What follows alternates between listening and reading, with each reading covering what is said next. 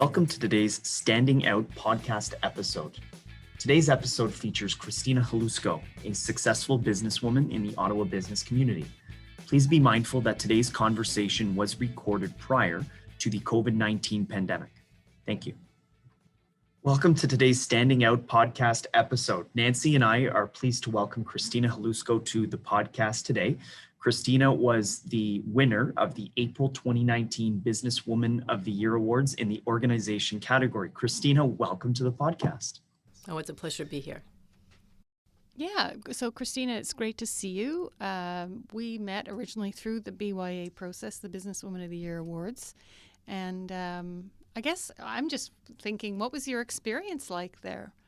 It was unbelievable to have that amount of successful businesswomen from the Ontario or the Ottawa area was really quite something else. And it really was life-changing. One thing that I did find is, of course, I was able to put it on social media. It became part of a magazine article to really have the opportunity to sort of explain to women why it was important, but also to make sure that we continued on in this very important endeavor. Mm-hmm. Yeah, well, you said life-changing, so can you share a little of that? Well, I was actually asked to speak at a number of different conferences as a result of it. Made some very... Oh, wow. Yeah. Cool. No, for sure. And also made some very, very important business networking changes as well. I mean, there was so many powerful women. One of the fellow winners, we actually used her services for a website refresh. Right. So it really is Right. the ability to bring together and celebrate and make sure that we all know how important what we do continues on. Yeah. Did the power of the Ottawa business community and how they showed up in that period of time during that BYA process surprise you at all? Like, you're mentioning all these examples of what came out of that. Like, did you expect that? I really didn't. And everyone was just so professional and so supportive, even leading up to the event. They really make you feel special, and they make you feel like a winner from the very first time that you're told that you're one of the finalists. And to me, that spoke volumes to what the BYA really is all about. Fantastic. That's great to hear. That's what we like the to goal. hear. That's the goal of that whole process. Yeah. So just to go back a little bit, you've spent many years as a successful executive and a leader of people, but I'm curious, what did you want to be when you were growing up? My first goal was a marine biologist. Interesting. And why that? I thought it was going to be very interesting being able to sort of deal with the different things in the ocean. I've always loved water, loved the coastline. And then I had the rude awakening I'd also be dealing with sharks, and that was one of my fears. So I said, okay, reset here. Sharks. With not as big teeth. Yeah. I think that was people or sharks, but... So then I did a reset, and I did take a look, and I actually said, you know what? I believe I have a lot of skill when it comes to dealing with people. Like, even in high school and university, I was a leader amongst the groups, and I said, how do I make this work? How do I make a difference? And that's a huge component of everything that I do. So that's when I decided to go into actually labor relations and human resources. Mm-hmm. And you know what? In every single one of my role, whether it was specifically related to human resources or labor relations, it's all about people. If you don't know how to deal with people and motivate people, you can have the best product, you can be the best at whatever, but if you don't also take a look at them and engage them, you're not going to have the success that you can. And how do you, just kind of narrowing it down a little bit, when you talk about trying to understand these people that you're working with, who's on the other side of whatever business relationship, even non-business relationship, can you maybe just take us through how do you go about learning about these people and what makes them tick? It's a lot of listening. So I think people don't necessarily listen actively enough. So I make a point of finding out about someone because, through what they're speaking about, you find out what is near and dear to them. So I'll make a point of finding out, is it a husband? Is it a spouse? Is it children? Is it, a mother? Is it friends? What's really important to them? And making a point of remembering that when you see them again. This is active listening. Active listening. Because you know what? If you just are going to do a cursory, they're going to know and they're going to feel it. Being genuine Right. is to me what it's all about. So in order to be an active listener, it occurs to me that, there's got to be you have to ask questions and Correct. thoughtful questions. And how do you prepare those in these conversations how do you ask the right ones? That's really interesting. I don't think it's a matter of preparing. I think I am just by nature curious. And when you're curious, it comes naturally. And you can see by people's body language, you can see what they're passionate about, and you just continue on from there. And so that's pretty much what served me well these many years. Excellent. So you have a lot of experience building teams and leading teams. Are there any key themes there that you would want to share to people listening to our podcast? Be genuine. Understand what it is that you need for the team, what the team can give back to you and the organization, and stay true to it. The minute you start straying from what's important to you as an individual or what's important to the company, that's when you start having issues. So stay true to that. Understand that sometimes it's going to take some difficult decisions. It's going to take some, difficult conversations, because life isn't just about, the highs. There's some lows that you need to deal with, and you need to be able to have those honest conversations to the point where, you know what, there seems to be something wrong. When I see you interacting with your peers, something's happening. Is there something going on we should talk about? Because it opens it up, and hopefully it makes a safe environment to get you back to where you need to be. Mm-hmm. Mm-hmm. Christina, you've been a successful executive for a number of years. Who have been the key difference makers in your life and the success that you've had? It's funny because that's actually always one of the first questions I ask individuals when I'm hiring them for a role, which is, who is your mentor and what did they do that created that environment? And the first thing I love about that question is it makes them smile, because it brings back to them a really positive interaction. And of course, for me, it also lets me know it's important to them. So I had an amazing mentor when I was at rebel.com. His name was Solly. And I actually, throughout my career, and will continue to do so, if I'm having a difficult time, I will say, what would Solly do? Because to me, he epitomized integrity. He did what was right. And to me, that's what it's all about. So Solly, what would Solly do? WWSD. Was it more in terms of how they made you feel, or certain lessons that they pinpointed? Why do you keep going back and thinking about this mentor? How did they do it? It was a combination of a number of things. And I think a lot of leadership is like that. So first off, it was the honesty. He would make difficult decisions that he knew was not going to be popular, that he knew was going to create animosity amongst other people, but he did it because it was right. It was right for the employees, and it was right for the organization. And you have to have strength of character to do something like that. Because respect. Yeah. Oh, for sure. Because you know what? It's much easier to just go and say, okay, whatever. I know this is not the right thing to do, but it's going to cause more angst if I actually follow what needs to get done. That was never what he did. And to me, that actually rang true. And that was many years ago in my career. And I think that's one of the things that's important is, as leaders, you are going to make a difference, and you are potentially going to be that leader or that mentor that someone's going to remember for the rest of their career. So do it right. I like that. Yeah, that's great. That's great. And consistent with your theme of acknowledging the fact that there's going to be highs and there's going to be lows. Absolutely. And you don't just stuff those away. You got to deal with it. So I think that's a cool takeaway. So you have something interesting on your resume where you are certified Celebrity Holland America cruise expert. Do you want to talk about that? Absolutely. So another really important thing for me is lifetime learning. And even though sort of my main role was running organizations or dealing with employee issues or whatever the case may be, we are passionate travelers. My husband and I were passionate travelers from day one, created the same environment for my daughter, Julia.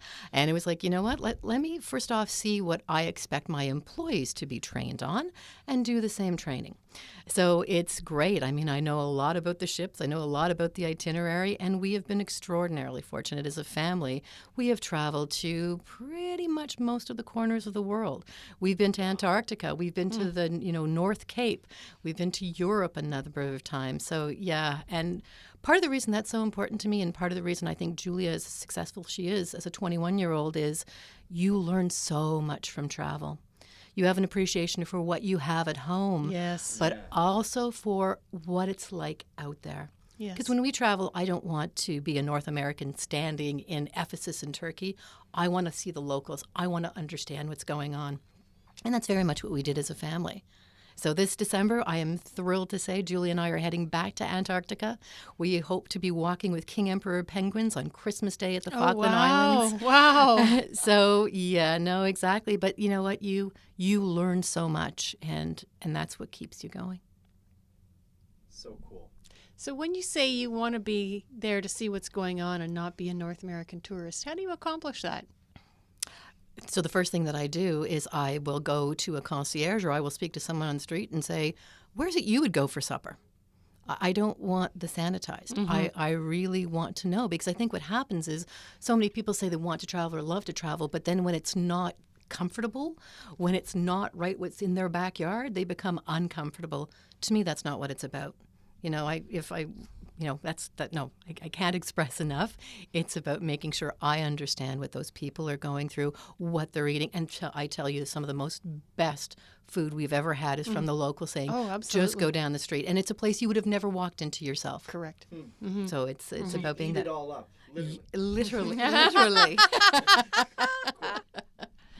But not really, like seriously, not really something that you can communicate as effectively through a podcast as opposed to actually just going and just doing it, right? Oh, for sure. Is that fair to say? Absolutely. Yeah. That So goes without saying. any other tips on how you do that? I get to stop somebody on the street and ask where the locals eat. Any other tips? Because I think this is an experience many of us have when we travel. We have to hunt to find the culture, because there's gotten to be so much tourism that it's a lot of tourism and not a lot of local flavor. Correct. I think that's one way that social media is also helping us. If you did a search and said, best tacos in Mexico City, you're going to get a whole bunch of things and not necessarily go beyond the sponsored ads. Go to everything else. So that's a component. As I just said, you said it was about the fact that I was certified in cruises. There's many travel professionals who actually experience the destinations themselves.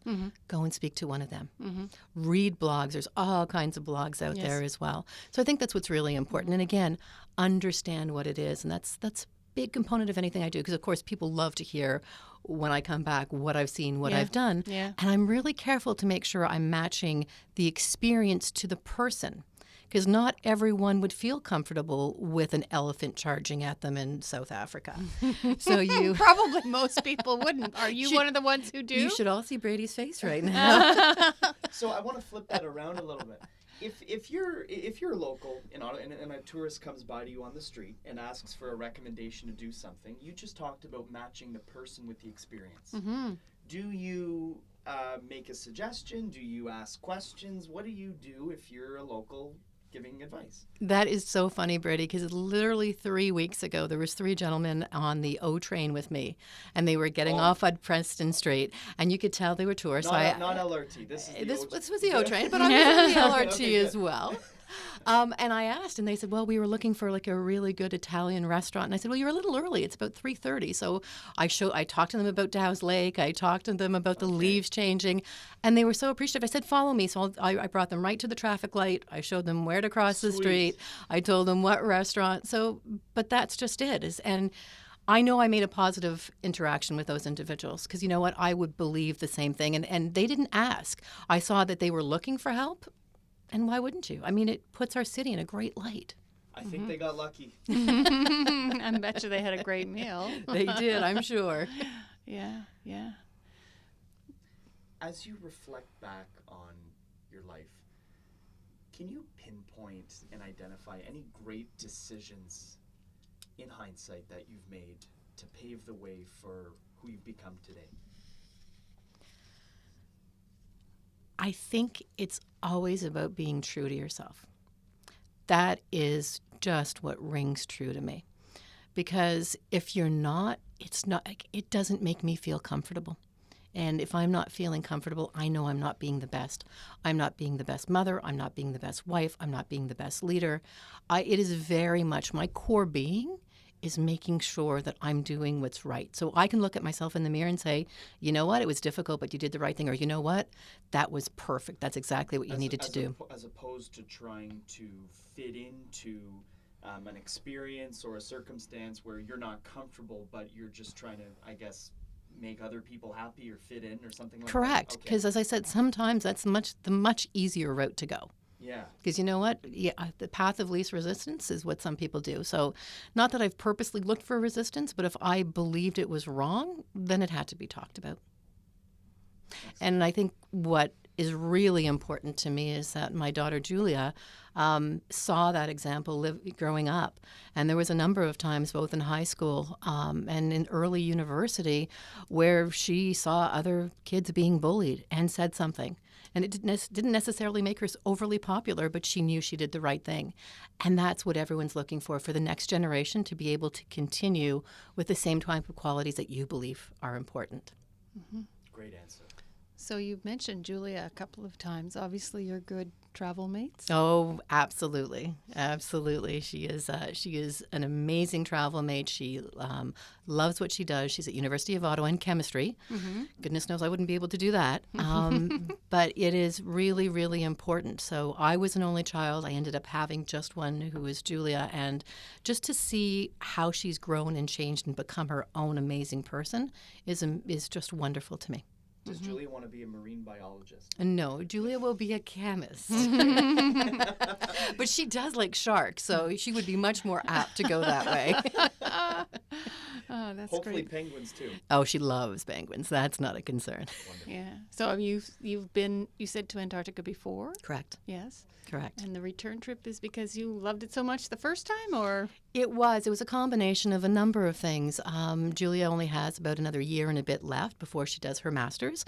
So this is going to be one last big mom and daughter trip, which I've been doing with Julia since she's about 6 months old. So the first mom and daughter trips may have been just to Montreal down the road, but we have gone to Europe together. We have gone to the Caribbean together. We have done many, many different things. So I want to make sure that last one, while she's still living at home, is something that we remember forever. Mm-hmm. Mm-hmm. Christina, you've talked about a number of things that have made you smile today. For those that are listening, you've talked about family, you've talked about travel, you've talked about key learnings in your life. I mean, as you reflect on all of these things, candidly, how would you define happiness? Happiness is being able to get up each and every morning and saying, I made a difference yesterday, and I can make a difference today. Nice and concise. That's great. That's great. I love it. Mm-hmm. I love it. A question that I have as we're here today, is there anything that we have not asked you about today that we should have?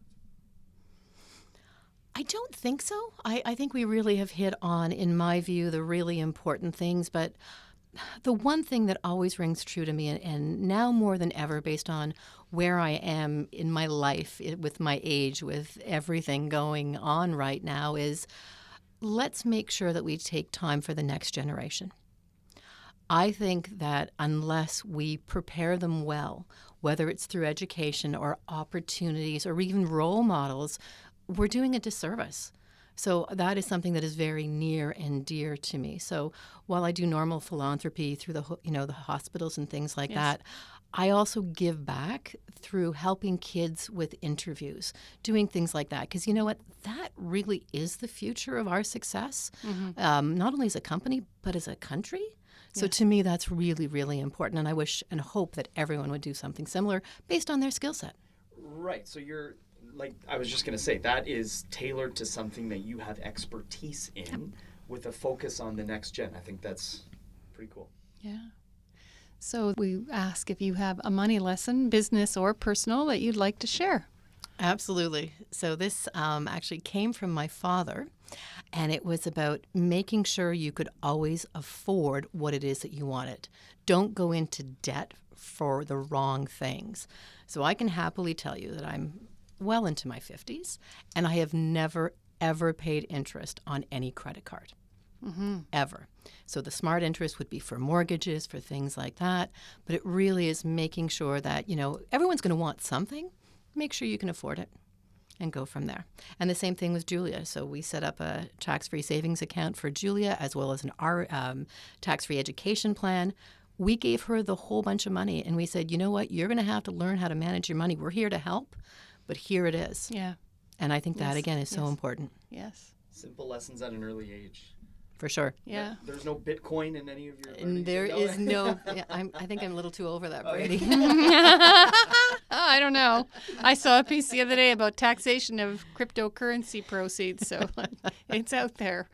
I think that's terrific, and thank you for sharing that. We have a YouTube video called "Good Debt, Bad Debt, Friends and Enemies," so to speak. So that speaks right to that. Yeah.